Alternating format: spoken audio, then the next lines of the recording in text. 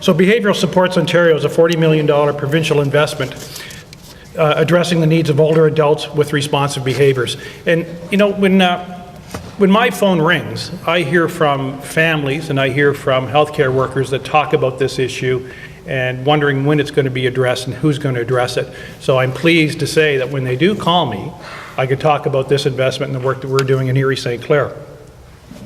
Because it includes the support not only for the primary care providers, but also their families and that support network that's out there for them now, because in the past, they really had nowhere to go and they really don't know what to do. I know we've experienced this in our family, with family members as well, and just having this out there, it gives you that, that confidence that you can deal with your family members that we didn't have in the past. In Erie St. Clair, our investment is just over $2.4 million, and there's 3 significant pillars for the provincial strategy that we're focusing on. Improving system coordination, and that's creating those linkages that we need. We need the transitions tightened up. We need to, people need to know how to do the handoffs, how to have the linkages for the care. The second item is interdisciplinary care with our specialized teams. That's giving them the know-how. They're the knowledge workers. They're the ones that actually have that experience that can actually leverage it for success in the system. And finally, system capacity. You know, this is a growing issue. We hear every LHIN talks about having the oldest population. So I put up our hand and say we have the oldest population. And with early dementia and behavioral issues, that's significant. Our seniors over the age of 75 are going to grow by 17% in 4 years. That's significant. These are seniors that are growing in our community where their children have left. Their children have left to go to the GTA for employment. And so you have that concern being a child and your parent is left alone with these issues. How are they cared for? So a tremendous amount of energy and passion and commitment has been demonstrated by our providers and the LHIN staff to ensure success in Erie St. Clair. This work has produced a local plan that I was just talking about this morning, and how, you know, Don was being complimented on how well the team put it together.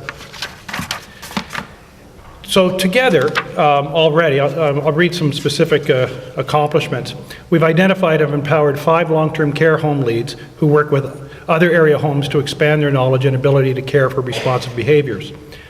20 new BSO staff, with 2 out of 5 long-term care home teams fully staffed, which includes RNs, RPNs, PSWs trained to support people with responsive behaviors. And that's in a short period of time. 3 system navigators through our region's Alzheimer's societies to support families with identifying and meeting their needs. Expanded 3 geriatric mental health outreach teams that provide specialized care for people with responsive behaviors.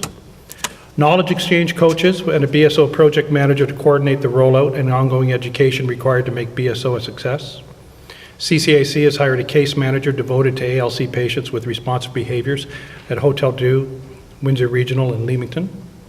And we plan on building upon this CCAC model for Chatham, Kent, and Sarnia-Lambton in the near future.